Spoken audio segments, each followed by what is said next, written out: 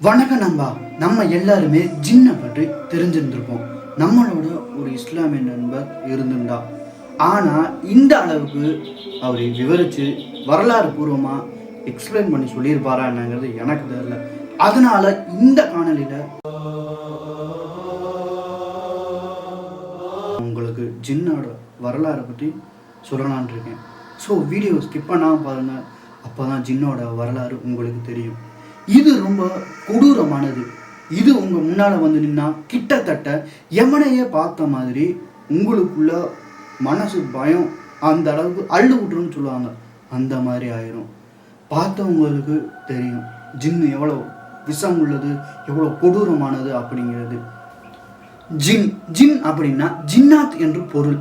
ஜின்னோட நோக்கம் என்ன, ஜின்னோட பலம் என்ன, ஜின் எந்த மதத்தை சேர்ந்தது, இப்படின்னு பல கேள்விகள் இருக்குது. ஜின்னால் என்ன பண்ண முடியும், ஜின் ஒருவரை கட்டுப்படுத்தி என்ன பண்ணும், இப்படிங்கிறதும் இருக்குங்க. நம்ம டீட்டெயில்ஸாக பார்த்துட்டு போனோம்னா அதுக்கு உண்டான விடை எல்லாமே இந்த வீடியோவில் தெரிஞ்சிடும் உங்களுக்கு. நிறைய பேர் என்ன நினைப்பாங்க, யாராவது இறந்துட்டாலோ அவங்க வந்து பேயா மாறிடுறாங்க, இல்லை துஷ்ட முனியா மாறிடுவாங்க. இது எப்போ நடக்கும், துர்மரணம் யாராச்சும் அடைஞ்சாலும், அதாவது அகால மரணம் அடைஞ்சால் அப்படி தான் எல்லாரும் நினைப்பாங்க. ஆனால் ஜின் வந்து அப்படி உருவானது இல்லை. ஜின் என்ற சொல் ஒரு அரபிக் சொல்லேருந்து வந்தது தாங்க. ஜின்கள் ஆகிய ஜின்களுக்கு தனி ஒரு உலகமே இருக்குது அப்படின்னு சொன்னால் நீங்கள் நம்புறீங்களா? ஆமாங்க, ஜின்களுக்கு தனி உலகமே இருக்குது. அதனால ஒரு மானிட உருவத்தையோ இல்லை நாயோ இல்லை பூனை மாதிரியோ அவதாரத்தை அதுங்களால எடுக்க முடியும் எளிதில். அது என்னத்தை பார்க்குதோ அதுக்கேற்ற மாதிரி. ஒரிஜின் ஆஃப் ஜின் குரானை பற்றி தெளிவாக ஒருத்தங்க தெரிஞ்சுக்கணுன்னா சூரத் அல் தாரியாத் அப்படிங்கிற புத்தகத்தில் வசனம் 56 இருக்குங்க. அதில் வந்து அல்லாஹ் யாரையுமே, அதாவது ஜின்னை படைக்கலன் என்றும், ஆதாமுக்கு முன்பாகவே, அதாவது மனிதர்கள் பூமிக்கு வர்றதுக்கு முன்பாகவே ஜின்கள் இந்த இடத்துல ஆட்சி புரிஞ்சிட்டு இருந்ததுன்னு சொல்ல வர்றாங்க. ஜின் தவிர பின், டின், ரிம், ஜான் போன்ற பிற இனங்களும் அது கூட சேர்ந்து இருந்திருக்குங்க. இதுங்களுக்கு எல்லாருக்குமே தனித்தனி இனம் இருந்திருக்கு. அது போதாதுன்னு அதுங்களுக்குள்ள ஒருவருக்குள்ளே சண்டையிட்டு ரத்த கலீரிய அளவுக்கு ஆயிருக்கு. பிறகு இப்ளீஸ் புகை மூலமாக உருவாக்கப்பட்டு பூமிக்கு வராருங்க. அவரு தன்னை ஒரு பிசாசாகவும் அறிவிச்சாரு. பிசாசு இருந்தாலும் ஜின்னில் தாங்க சேரும். அப்படி இருக்கும்போது பூமிக்கு வந்ததுக்கப்புறம் ஜான் அப்படிங்கிற ஜின்களின் அரசனை அவர் வதம் பண்ணிடுறாருங்க.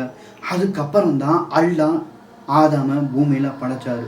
பிறகுதான் ஆதாமுக்கும் ஜின்களுக்கும் சண்டையிடவே தொடங்கினான். ஜின்களில் சில வகைகள் இருக்குங்க. என்ன கேட்டால் 10 வகைகள் இருக்குங்க. அதில் ஒன்று தான் ரொம்ப பவர்ஃபுல்லானது. அது பறக்கும் வகை ஜின்னாகவும் ஒரு இடத்துல இருந்து இன்னொரு இடத்துக்கு வேகமாகவே கடந்து போகக்கூடிய தன்மையே இருக்குங்க. நான் முன்னாடி ஏற்கனவே சொன்ன மாதிரி ஜின்கள் அதுக்கு வேணுங்கிற அவதாரத்தை அது எடுத்துக்கோங்க. நாயாகவோ பூனையாகவோ இல்லை மனிதர்களாகவோ கூட எடுத்துக்குங்க. தன்னோட உருவத்தை அதுக்கேற்ற மாதிரி மாற்றிக்கும். அப்படிப்பட்ட ஜின்கள்லாம் இருந்திருக்கு. அதெல்லாம் ரொம்பவே ஆபத்தான ஜின் தான்.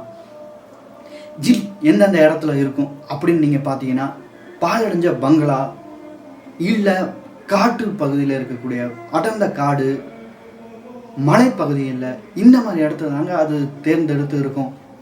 பொதுவாக ஜின்கள் மனிதர்களோட மனதையும் பயப்பட செய்யுதுங்க. அதன் மூலமாக ஆக்கிரமித்து அவர்களை மரணிக்க வைக்கிறதும். ஹவு டு பி சேஃப் ஜின். முதல்ல நீங்கள் உங்கள் மனதை, உங்கள் குடும்பத்தை பற்றி சிந்திக்க வேணும். இந்த இடத்துல ஜின் இருக்குன்னு நம்மளோட முன்னோர்கள் யாராச்சும் சொல்லியிருந்தாங்கன்னா நீங்கள் அங்கே போகிறத அவாய்ட் பண்ணிக்க வேண்டியதுதான். ஏன்னா ஒரு கெட்ட ஜின் ஒருத்தங்களை கண்ட்ரோல் பண்ணி எடுத்துருச்சுன்னா அதுக்கப்புறம் பள்ளிவாசலில் இருக்கக்கூடிய ஹஜ்ரத்து என்ன பண்ணாலுமே முடியவே முடியாது. அவங்க கடைசியில் மரணிச்சது போகிறது தான் அவங்களோட தலை விதியாகவே இருக்கும். அதை அல்லாவே நினச்சாலும் மாற்ற முடியாது. இதுதான் உலக நியதி. நீங்கள் யார்கிட்ட வேணாலும் கேட்டு பாருங்கள்.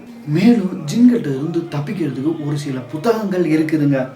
சூரா அல் ஃபாத்தியா, அயத் அல் குர்சி, சூரா அல் பக்கரா, மேலும் இதில் உள்ள வசனங்களை நீங்கள் படிச்சீங்கன்னா கெட்ட ஜின்கள்கிட்ட இருந்து நீங்கள் கொஞ்சம் தற்காத்துக்கிட்டு போயிடலாங்க. உங்களுக்கு ஆயுசு கெட்டியாக இருந்தால் அது போதாதுன்னு எனக்கு தெரிஞ்சு எனக்கு இஸ்லாமிய நண்பர்கள் சொல்லி கொடுத்த 1-2 மந்திரங்களை நான் உங்களுக்கு சொல்கிறேங்க. அதில் ஒன்று பிஸ்மில்லா ரஹ்மான் ரஹீம் அவதபுல் மக்கல்லா ஷைத்தான் கே ரஹீம்